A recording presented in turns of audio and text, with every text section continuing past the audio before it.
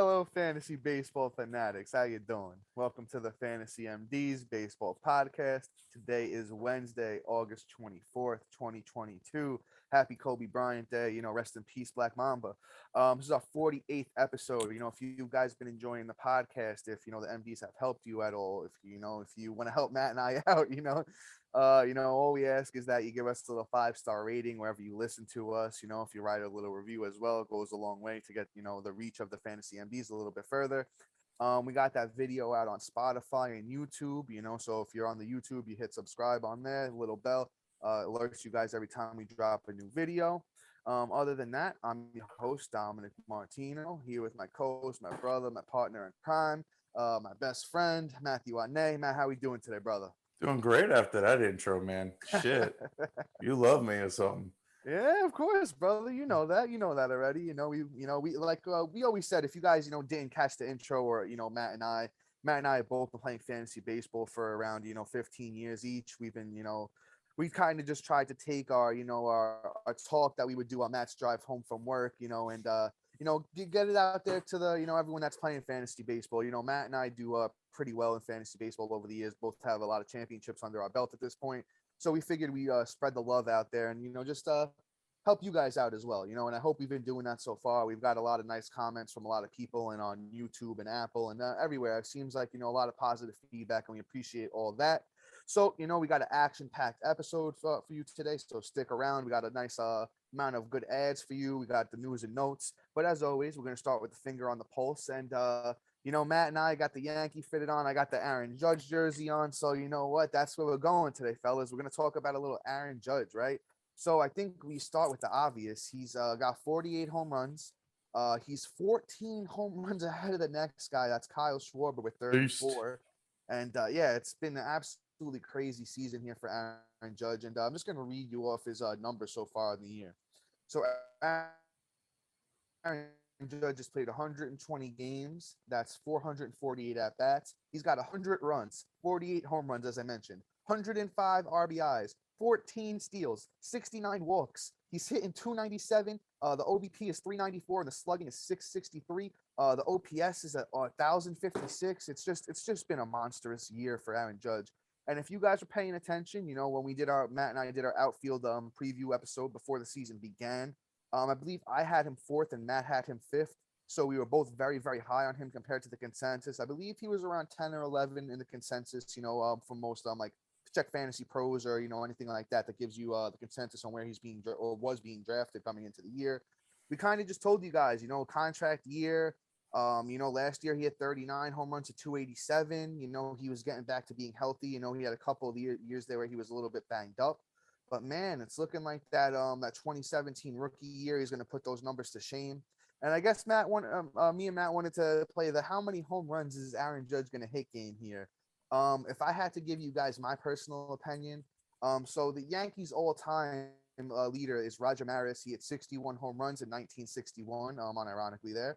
I don't know if he gets to that 61 number, but there's 38 games left for the Yankees this year. They're off today, which is Wednesday, when we're recording this. I don't know, man. I think he gets it to at least 60. I'm going to say at least 12 more. Maybe he doesn't get to that 61 of Roger Maris. Maybe he does. It would be very, very interesting if he does. If Aaron Judge, somebody that we've watched, mature and come into one of the best players in baseball, break the Yankees single season home run record in a year where that they're testing for the steroids because look, Tatis got popped and they're not playing around with that stuff no more. I think the sky is the limit for Judge, especially going into next year. He's going to get paid and he's going to feel comfortable. I just think one of the best players in baseball, and I want to give Matt and I a little pat on the back there for being high on him this year. Matt, so what do you think? You think he gets to that 61 number, beats Roger Maris? I don't think so. I mean, I think he's going to be more like a John Carlos Stanton from a couple of years ago where he hit like 59. He's Okay. going to be in that range, maybe like 58, 59. He's going to come close and he's going to disappoint, truthfully. With 38 games left in the I don't season. know if I don't know if I'd call it disappointing, No, for the but I hear record. you. I For hear the, you. for the record, for Yeah, the yeah, all-time Yankee. But, yeah. also, too, I mean, I'm just looking at it where, like, you have 38 games left. So you're telling me out of 38 games, he's got to hit Yeah, it's a lot. 13 It's a bombs to get lot. to Maris. I mean, it could be done, but it statistically, you're telling me what 7 games a week, right? So 7, 14, 21, 28, and then you give 5 days, so like 6 weeks. He's got to hit about, he's got to hit two a About week, three a week. three Yeah, a about week, 2 to 3 a two week. 2.5 a week just to get to that. I mean, hey, I mean the kid's slugging, but He's been that, hot lately too. that's a lot. But I mean, hey, he does Let's it. see. Let's see if we can get those last 2 weeks numbers He's here trying to from get Mr. that Harris. 45 mil a year. That's really what it is. He's gonna get paid, and you know what? Not the Shame on the Yankees. shame on the Yankees for not doing it at the beginning of the year when they could have got him for maybe like 35 million a year. You know what? Now that number balloons now. Like you said, maybe 40, 45 million a year. Somebody's gonna I'm give it to him. I'm throwing shade though. I'm throwing Yeah, shade. I'm yeah. sorry. He's just the second he gets a contract, the second he gets hurt. Well, if he comes back to the Yankees, I hope not. But you know, He's not coming let's back. we'll see. We'll see. I mean, we could hope and pray, right? Yeah.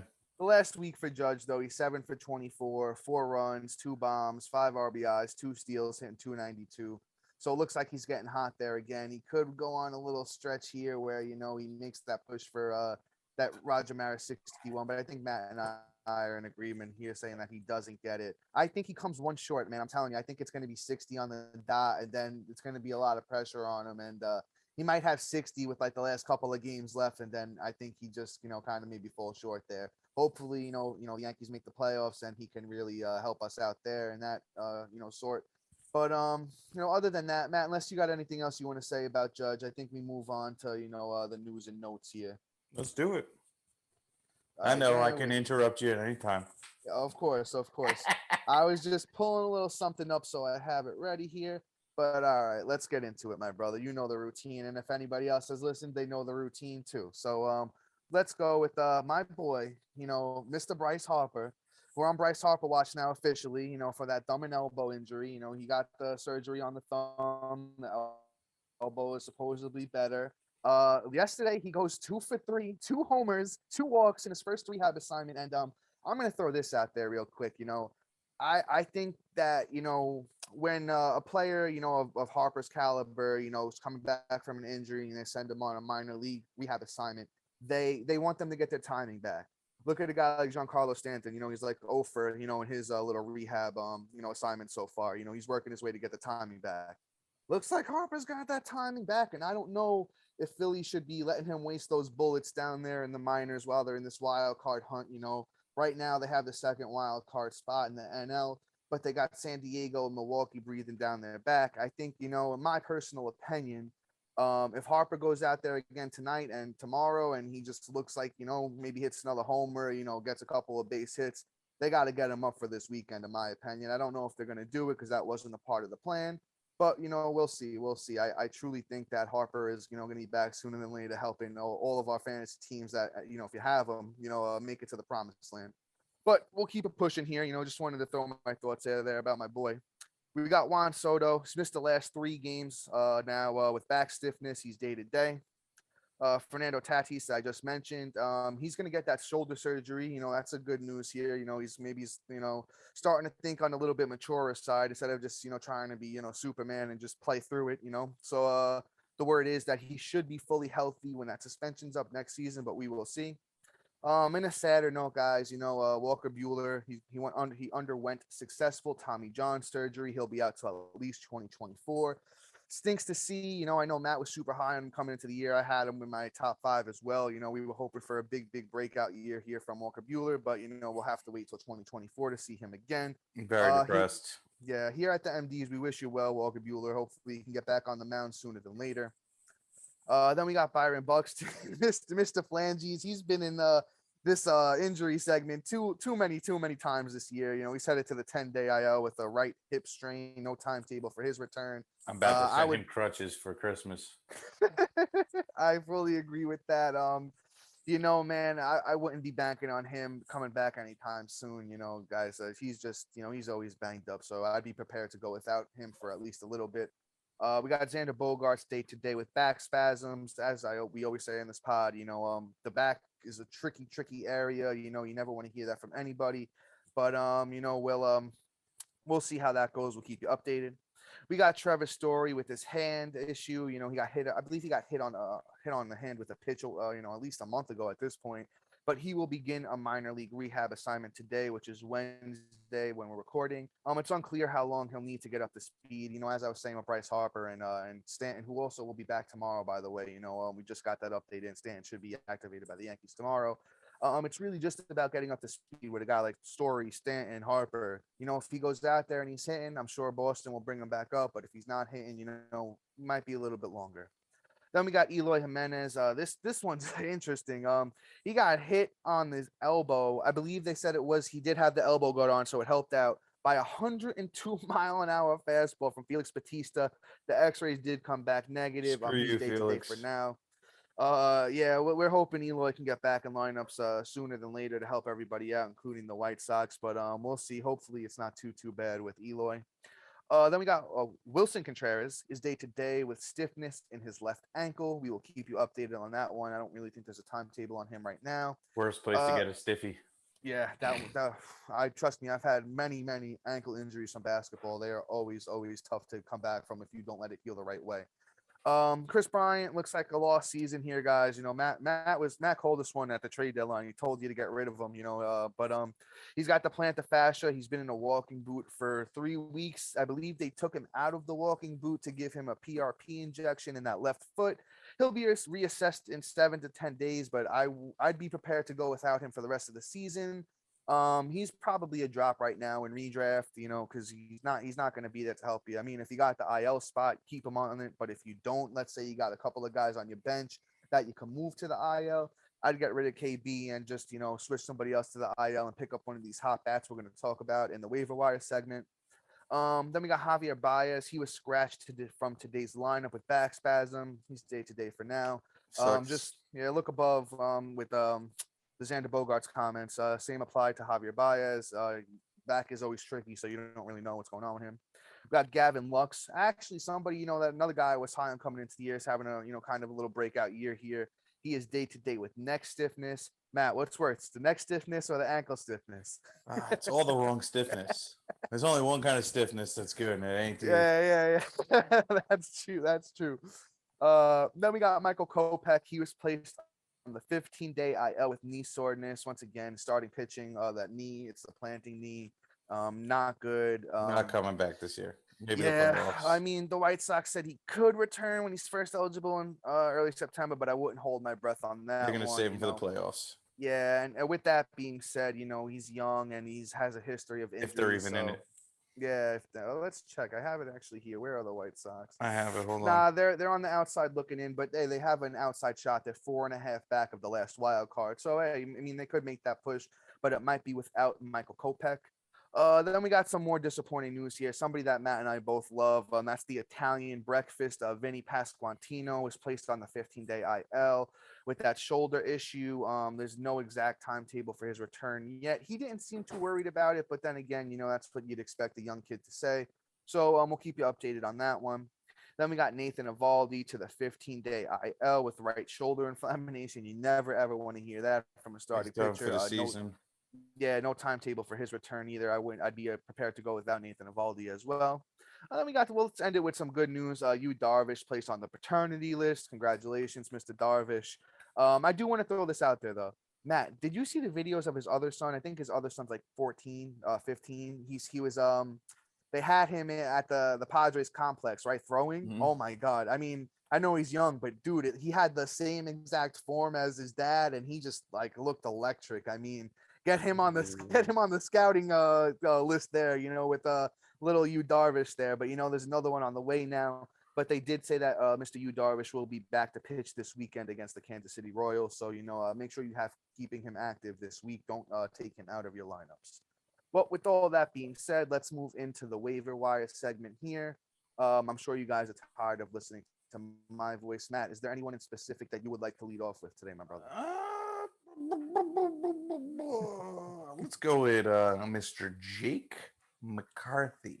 Yeah, this young kid looks like he's making a little damage there. Yeah, I'm liking what he's doing. I was actually staring him down today to see if I should scoop him up, but I just can't pull the trigger because he's on Arizona. But I'm also not hurting like other people are. And I mean, the Yeah. last week has just been phenomenal. 4 runs, 1 bomb, 6 ribs, 1 stolen base, batting 421. Dare I say it again? Batting average coming off the waivers is just an instant ad. It's one of those things. He's stealing bases, and he's putting up some counting stats. You can't beat it right now. I think what he's just getting her done. Kid looks good. Let's hope he keeps it up. I mean, he's having a good season overall. I mean, you could expect these counting stats to be low because he is on the Diamondbacks, but on the year he is having a pretty good year. He has 188 at bats, 33 runs, 4 bombs, 23 ribs, 10 stolen bases, and he's batting at 282.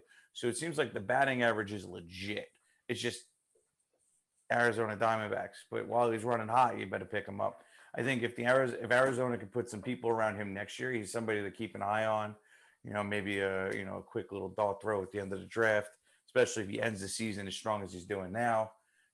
This kid could be something nice for next year that we can hope and pray will be a nice little sleeper pick. Come and sneak peek. Brought to you by the Fantasy MDs. Yeah, man. I'll chime in with you. There's actually a couple of good kids that Arizona's got down there in their farm system. Corbin Carroll specifically, one of the top prospects in all of baseball. Him and McCarthy in the outfield next year could be absolutely deadly for them. And I'll say this too about Mr. Jake McCarthy. In the minors, he was having a big year down there in AAA. 36 games, 33 runs, actually 3 triples, 11 doubles, 5 home runs, 27 RBIs, 11 steals, and hit 369 across those 36 games as well for Jake McCarthy. So, real deal. He looks legit. And what we've been saying lately about these young kids that are coming up, if they translate right away, that's a very, very good sign because it's not easy to do anymore. Look at we're talking about Von Grissom a lot on this podcast. And Jake McCarthy, in that sense, is right there, just getting it done. As Matt mentioned, that 282 average, and I like the 10 steals as well. Think about the You know, 188 at bats. I mean, that's what, like yeah, a month of baseball? yeah, 65 games, so maybe closer to 2 months. But I mean, yeah, it's he's been up doing it. So he's been getting it. He's been getting it done so far. The OBP looks nice too at 346. So he's getting on base. He's stealing those bases too, and at a time where I know stolen bases are down across the league. So you can go out there and pick up Jake McCarthy. He's 17% owned on Yahoo, so he's out there in a lot of leagues right now. Outfield's hurt. I know it was a lot. We just went through the waiver, the news and notes, and a lot of guys at outfield are getting banged up. So he had a 3-hit game on August 18th, on August 23rd yesterday, 2 for 3 with a run, an RBI, and a steal. Get Jake McCarthy while he's hot. And I know I love to say juice the orange, and I feel like he's definitely a juice the orange type of guy. So, with all that being said, I think we spoke enough about Mr. Jake McCarthy. Let's move into somebody we told you guys to pick up a while ago, and man, he hot, red hot right now. That's Alec Bohm, man. Kid's just figuring it out. He had a sophomore slump last year, but he's having that third-year comeback right now. He's only 25 years old, but I know his name has been around for a while, so a lot of people might have some fatigue with Alec Bohm.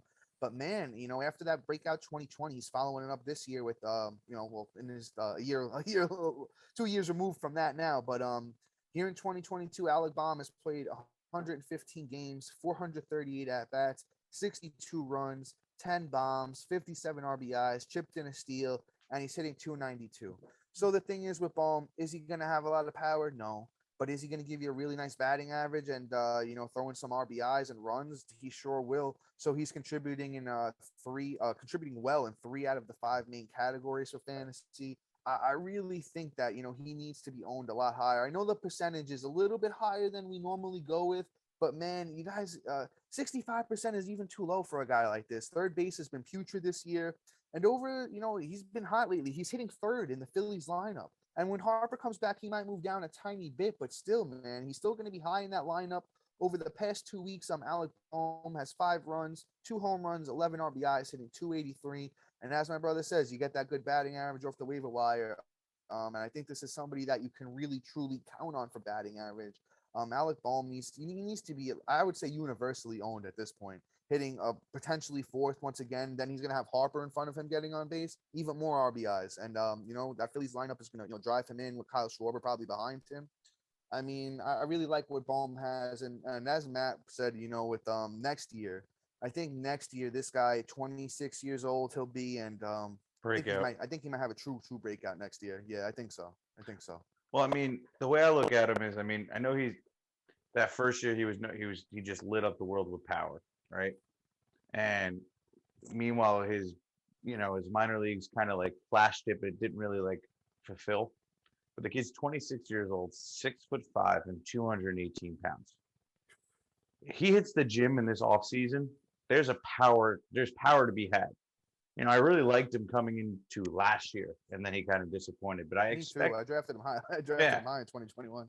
I expected him to really hit, and and we're starting to see it a little bit. He's had a home run every week this month, which is really good, and he's batting about 300 and change. So the kid's lighting it up, and with that lineup around him and the hitters around him, I think that's going to elevate him to the next level. And if he can figure out how to get that ball over the fence and come into his man body and become a man, then I think he needs to get in the gym with Harper this offseason. I think for Harper can show him sure, a thing or two about hitting home runs. for sure. I mean, now that nobody hates him because he's just not committing 75 errors a year, Yeah.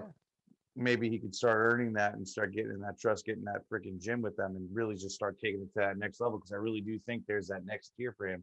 A 6'5" guy not hitting home runs, that's like unheard of for me. But that's just me. I'll say this though, man. I'll chime in with you there. I'm gonna say this. In that rookie year, he came out and hit his 338 batting average in 44 games, 160 at bats, right? Yeah. And then last year, 115 games, 7 bombs, 247 batting average. I think maybe he was trying to hit those more home runs, right? I think he was trying to do what you're saying, but there's technique to it. It's not like you just go out there and you swing harder, or you got it. It's a technique. I've seen little guys, and I played softball and baseball, growing up too. I've seen little guys with a lot of power because it's the way they swing the bat. There's a technique to it. So if he can get in the gym with Harper and Kyle Schwarber this offseason, and maybe learn how to swing that bat a little better, find a better bat path, maybe pick up a little bat speed, they'll just start going out. Like you said, a guy that's 6'5", 218, maybe gets up to 230 and puts on a little bit more muscle, will also help the ball go a little further. So maybe next year we'll see, that batting average, maybe it's not 300 where he's used to, but maybe if he has 275 with some power, we can totally take that. Yeah, totally is going to fly him up draft boards, or also Citizen Bank Park is an easy park to hit in. I think it's the number 5 or 6 easiest park to hit a home run in. So, and don't quote me on that. It's around that range. It's up there though. It's up there. So I mean, like the ball should just fly right on out. So, I think that there is that upside for next year. But we're going to talk about next year. We're talking about this week. I say go scoop him up. Yeah, he's totally worth it. Totally worth it. It should be universally owned in my opinion. All right. I think we move on. Yeah, I was about to say. Next, brother? All right, we're going to go with Mr. Brendan Donovan. I feel like we talk about a new Cardinals guy in this segment every week. It's amazing. When they just keep freaking just pulling out a new one every single week, it's like, okay, how you doing? So this guy's got more tools than a Swiss Army knife because he's got first, second, short, third, out. He's just missing catcher. Just give him freaking 10 games of catcher. I mean, shoot, just like the other guy from the other day. It's just like awesome. Yeah, like come on now. But I mean, he's having a good week. So over the last week, he has 4 runs, 4 ribs, no stolen bases or home runs, but he's batting .529. So you know why I like the kid. That batting average is stellar. And the last month, he's batting .381.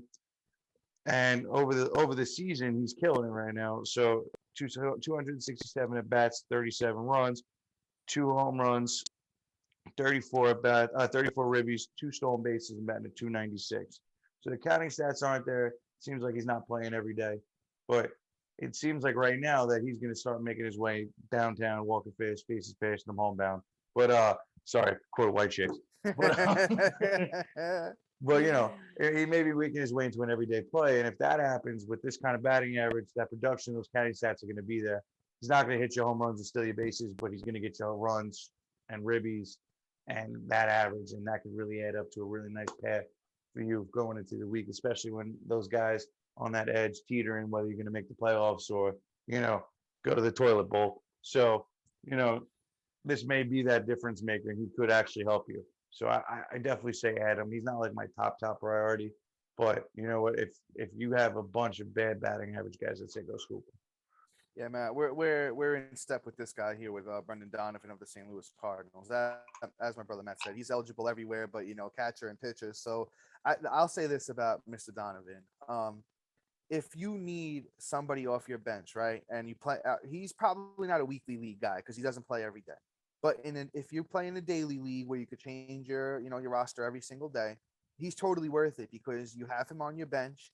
And let's say one of your guys are out for the day and Donovan's playing. You put him right in there. He could substitute for anybody on your roster right now as far as bats go, except catcher. And as Matt read off, he's hitting for a high batting average. That's all he ever did in the minor leagues. He's only 25 years old. So, since 2019 in the minors, he's hit at least 268 every year. And then it's gotten better almost every year. 2021, he hit 304 in the minors. This year in the minors, he was hitting 298. And then in the bigs, he's hitting 296. So it looks like he's firmly, a batting average guy. Hey, he could steal you a base every once in a while. He had 19 steals in 2021. He's got 2 steals so far this year in the bigs. And Mr. Brendan Donovan is just a nice little sneaky ad. You throw him on your bench. He's 19% owned on Yahoo. And as Matt and I, have said, something in the water in St. Louis right now because everyone that's coming up through their farm system is showing out this year, is doing absolutely great. We talked about Lars Nootbaar and the old man, on the chase for 700 yesterday, Mr. Albert Pujols. So and then they got Goldschmidt and Nolan Arenado around there too. So they're definitely helping out with all these young kids, teaching them how the game is played. And then on the year he's got 37 runs and 34 RBIs. The power's not really, he's not really a power guy with the 2 bombs, but hey man, he's contributing when he's out there on the field. So once again, you need somebody on your bench that could sub in when the other guys aren't playing. You pick up Brendan Donovan. He's eligible at every position. So then we're going to talk about this last guy here, another guy that we told you to pick up, and it's paying off if you did. That's Mr. Gene Segura. Once again, a guy that should probably be universally owned because, if you played fantasy baseball or you've watched baseball over the past, 10 years about this guy always gets it done, and the numbers look great on the year. On the year, he's had 223 at bats, 29 runs, 8 home runs, 22 RBIs, 11 steals, hitting 283. And he's only 53% owned. So in half your leagues, he's out there. He plays, Gene Segura plays second base, which is, another position that's kind of been hard to, stay consistent with this year. I just think he should be 99% owned, in my opinion. He hasn't been hitting towards the top of that lineup, but you know what? It hasn't really mattered because he's still chipping in, He pinch hit a home run the other day on August 21st, and then they had the double header on August 20th. He went 3 for 6. He's chipped in a couple of steals here, since he's come back. I just think that, there's not too much to say about Mr. Segura because, if you've been paying attention the past couple of years, you know what the guy does. A little power, a little speed. He's going to give you runs, even chipping in RBIs. He's a 5 category guy right now. So, if he's available in your leagues, I think you need to go out there and snag him. I completely agree. I mean, Segura is definitely a solid bat, especially this late in the game at 53% owned. It's crazy. I'm telling you, he could be the difference of whether you make the playoffs or not, or whether you could take it to the next level and win maybe the first 2 weeks as long as he's healthy by then. I mean, it's just a matter of inches at this point because once we get to the playoffs, it's a whole nother game. It's a weekly game versus a season game.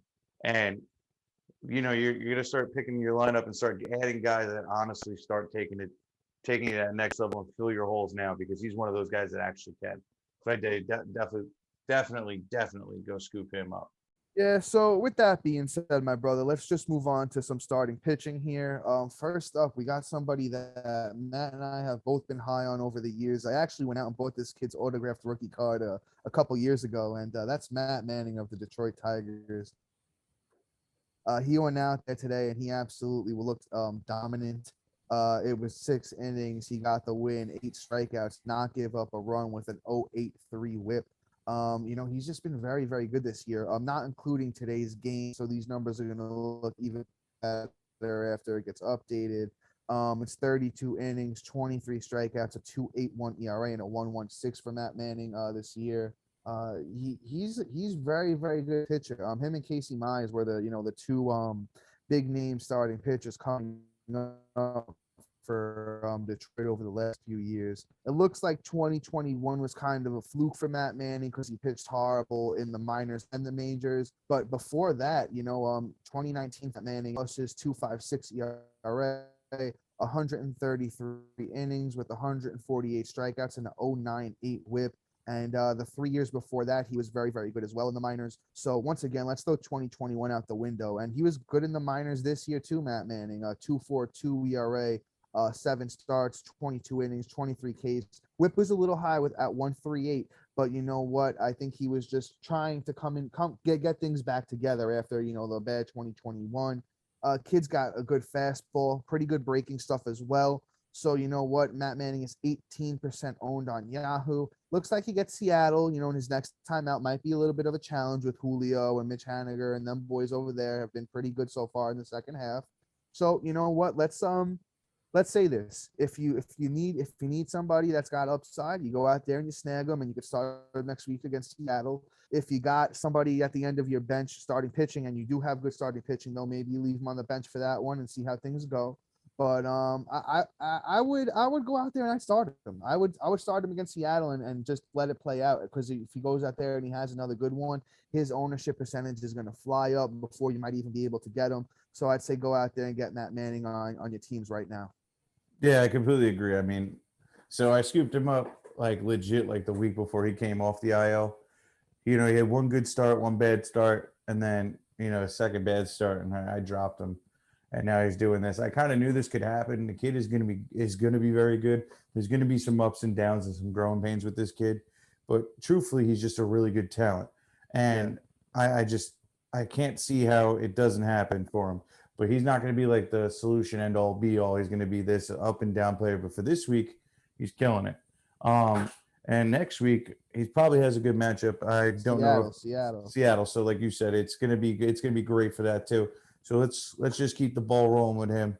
But I think that's enough on him, because I don't really need to keep going on something you already said. Yeah, go for it. Go for it, my brother. So sorry, I'm just pulling up my next guy here, and that's another Detroit Lion, and Mr. Eduardo Rodriguez.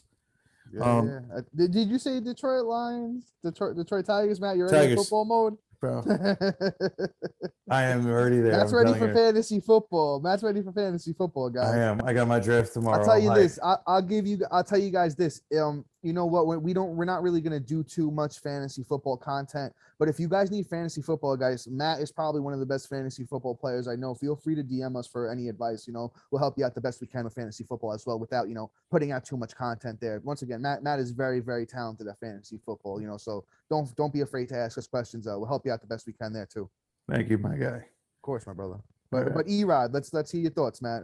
Eduardo Rodriguez. Yeah, so I mean, my man's back. My man's killing it right now. His first start coming back off the Angels. You got the Dubs, which Detroit Tigers don't do all that much. And he got 5 Ks in a very Detroit Lions fashion, I may add. And then no earned runs, which is fantastic. Just a high whip of 1.4, but I could live with that, especially off the spot start. He's got his next start is on the 27th, which is on Texas Saturday in Texas. Great matchup for him. I think he's going to dominate. I think he's going to bring out that nice little start for you in the week to get you bring it home and keep that low average going. Definitely an ad for me. Yeah, I'll say this. He wasn't even really hurt. I think he had some family issues going on or something of the sort, something like that. He was away from the team. Once again, I feel like I say this all the time, but if you've been playing fantasy baseball or watching baseball since 2015, the guy's been solid. I'll tell you this. He's always had a high whip every single year of his career. So I wouldn't expect him to help you in the whip department. If you play if you play in one of those leagues, keep track of the stats, full blown roto, not head to head roto. He's not going to help you in whip. So if you're already behind whip and you're trying to make that up, I don't know if I'd add him. But you know what? The ERA is usually pretty solid. He's a big strikeout guy, and he'll definitely help you out in those categories. Erod is 44% owned on the year, 44 innings, 2 wins, 39 Ks, 3.89 ERA, 1.34 whip. I don't know if he's my favorite ad of this week, but he's definitely a helpful player. You definitely should go out there and give Erod a look if you need to, right? Absolutely. So I'll keep it pushing here. Let's talk about another young kid that just got the call, Mr. Cade Cavalli of the Washington Nationals. Young kid, as I said, he's getting the call. He is going to pitch August 26th against the Cincinnati Reds, so he gets a soft matchup. And it's not in Cincinnati, it's in Washington. So you know what, that is going to be very good. Just bear with me here as I pull up his statistics in the minors this year because, baseball reference is not our friend. It is just, the tool that we use to get you the stats. Okay, so on the year in the minors for Mr. Cavale, he's got what is it, 20 starts, 6 wins, 4 losses, 3.71 ERA, 97 innings, a nice 104 Ks, a 117 whip. He's 23 years old, and I know he was highly touted. He hasn't had the best minor league track record so far, but it's serviceable. So it's he's had 44 starts in his minor league career, 3.51 ERA. 220 innings, big strikeout guy with 279 strikeouts in those 220 innings for Kate Cavale again, and a 1.22 whip. So I'll say this: it might be let's see how he does type of situation. Cincinnati's a great, easy first matchup. He's 6% owned on Yahoo, so I'd pick him up and I'd start him against Cincinnati, and I'd see how it goes. It looks like he actually might get Oakland in his second start as well. So I'll say this: might be two nice starts for the kid, and his first 2 big league looks. Man, I like him more than Erod. Maybe not as much as Matt Manning, but you know what? I'd give this kid the shot if I had somebody on my bench that I'm ready to drop right now. Yeah, I mean, Cade is a nice little prospect. I like the possibilities. I mean, shoot, he's definitely going to be a stud. Let's see what happens, but let's move on. I think you covered him, especially with a guy that hasn't really been out yet, and that's Mr. Sears, like the store. Yeah, he actually went over to Oakland in the Frankie Montas trade. He was a New York Yankee, and now he's out there showing out for Oakland. Yeah, I see that. And I mean, you know what? Over the last couple of outings, he's been killing it. I mean, 5 innings, 3 Ks, got the dub, 1.8 ERA. Again against Texas, got 5 innings, 2 Ks, no earned runs, got the dub. He's just a high whip guy. In the last 2 starts, he's had a 1.40 whip. So, I mean, he's going to probably hurt you in that category. But the ERA is kind of a little bit more of something that's going to be harder to maintain. So I like the fact that he's able to help you out in that. Oakland's a great ballpark to pitch in. And it looks like his next start is against the Yankees. So that's going to be fun. I think that's part of the reason I threw him on here. I think it's a total revenge game. It's at Oakland too, so it's going to be an easier depart. There you go. And I know the Yankees, they're getting a little bit better of late, but they were struggling, beforehand. And if anyone has the scouting report there on the Yankees hitters, it's going to be Mr. J.P. Sears. And Matt, I do want to say this. I know we're talking about his whip, but in his minor league career, he's always had a good whip. He's been a good whip guy. The highest whip he's ever had in the minors was a 117, and then he got a 110, 09, 209s. I mean, he looks like if he can keep it going, he's had a great career. His whole minor league career, he's been very good. He's a late call up. He's 26 years old. Didn't really get to the big leagues until this year. So I mean, sky is the limit for the kid, because if he's showing out like this on the season, a 1.93 ERA. Not a big strikeout guy, 37 innings, 23 strikeouts. Even though he was a big strikeout guy in the minors, I think he's got a lot of upside, and a 0.96 whip on the year. Let's see how this revenge game goes against the Yankees. He's probably, if I had to rank my guys, everyone that we talked about so far, I'd probably go Manning, Cavale, Sears, and Erod in that order. So adjust your team accordingly, with those, who's out there, right? But if JP Sears goes out there and he pitches well against the Yankees, I think that ownership is going to fly up from 14% to maybe 30, 40, and then you're gonna, in your competitive leagues, you'll miss out on him, right? But you know what? That's enough about JP Sears. Like the store, and let's head into a dad joke, but I'm gonna leave it alone. Yeah, let's head into some closers here, and let's go with another New York Yankee, and that's my boy Jonathan Loaisiga. I'll say this about the Yankee situation. Chapman, totally screwed up his opportunity to run away with the closer's job. He got hit around in a couple of outings last week. And then Scott Efros, who they got from the Cubs, he heads to the IL as well. So you know what? It doesn't look like he's going to get the opportunity to close. I mean, Clay Holmes should be back sooner than later, but I think he's still got another week or so left on the IL before he's eligible to come back. And, Johnny Loaisiga got the last save, on the 22nd. He went out there, pitched 1.1 innings, got a strikeout, didn't give up any runs, hits, or walks. And he looked good. Loaisiga had a monster year last year until he got hurt. The numbers don't look so great on the year this year with the 5.76 ERA and a 1.48 WHIP. But as a New York Yankee fan, I can tell you this: that does not translate the kid's talent. He's absolutely great pitcher. I think he still was working his way back from that injury, and his last 2 weeks have been a little bit better than the numbers that we see on the year.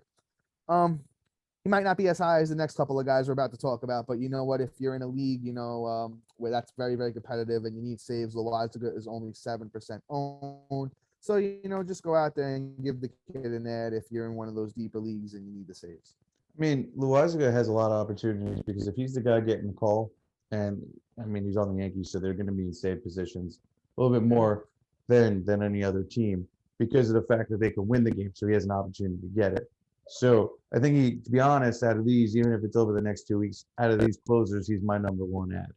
Damn. So we're in total opposites on that one. All right, fair enough. You're probably going to say this next guy is probably your number one ad out of these guys, and that's going to be Brandon Hughes. That's if I had to take a guess. I like Hughes, but yeah. Oh, you like the other one? Stinky though. It's very stinky. Probably. Because I just dropped Wick about 5 seconds ago. Let's go with Hughes, Matt. Yeah, I just dropped Wick about 5. Did you pick up Hughes though? No, I just said screw it. But it's just the Cubs. Right, fair enough. Cubs scenario is just horrendous. Ever since they lost Robinson, they just haven't been able to get it. And honestly, too, I mean, listen, they're not going to be in a lot of save opportunities. They're getting blown the hell out. So I mean, you're not wrong. You're not wrong. So I had Wick just because he was my third one, so I didn't really care.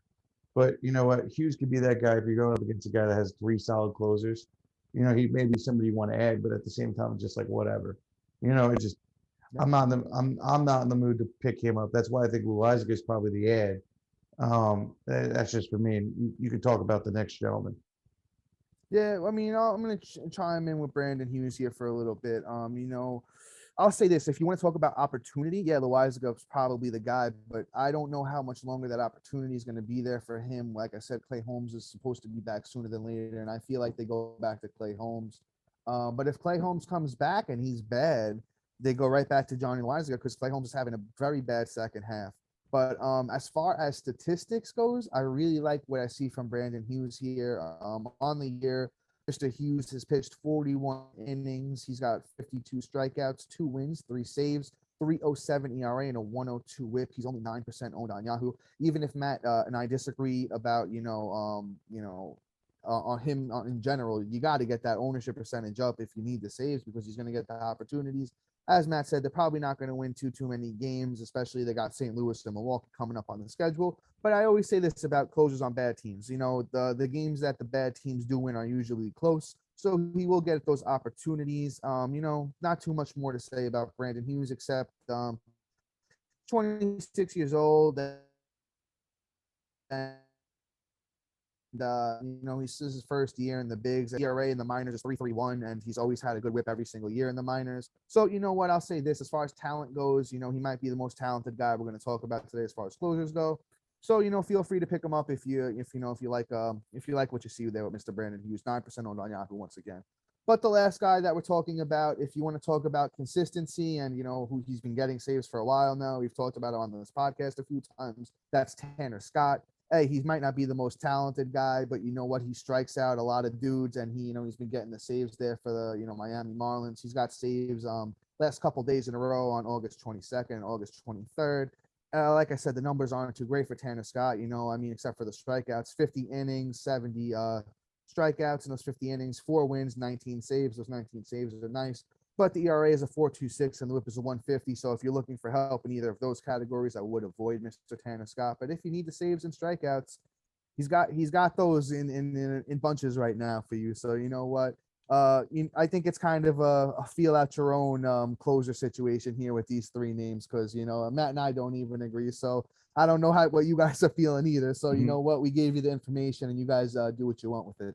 Yeah, I mean, my main message today is now starting today, and I mean pretty much this week, it's now that you have the eyes on the playoffs. So if you haven't noticed, my trend for today is figure out guys, not just add for this week or next. I mean, obviously you want to manufacture those wins to get to the playoffs, but now you got to start looking at how you're going to manufacture your whole lineup to get into the playoffs to make that push, try and get that ship and get that MD title. So well said. it's one of those things where we just gotta hone in on that, and we're gonna start driving that point more and more as we get closer to that playoffs, and especially with next week coming. A lot of people are probably on the hairy edge, and we just need to bring it home and get that shit. Let's get them MDs. Yeah, guys, tune in on Monday. You know what? And I'll tell you this: we'll do some sort of finger on the pulse with how to help you win your league. Right? We'll give you some nice tips going into the playoffs on how to get it done.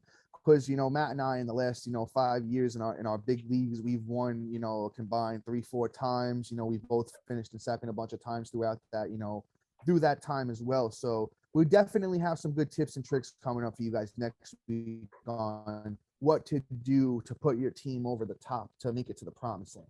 But with that being said, guys, we're going to wrap it up for today. So like I said, next Monday is definitely a must listen. But until then, guys, see you. Peace.